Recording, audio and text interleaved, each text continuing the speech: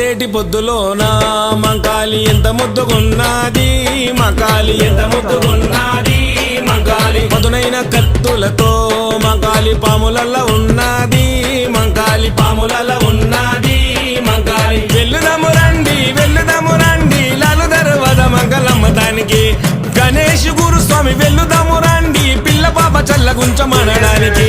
పొడిసేటి పొద్దులోన మంకాలి ఎంత ముద్దుగున్నది, మంకాలి ఎంత ముద్దుగున్నది, మంకాలి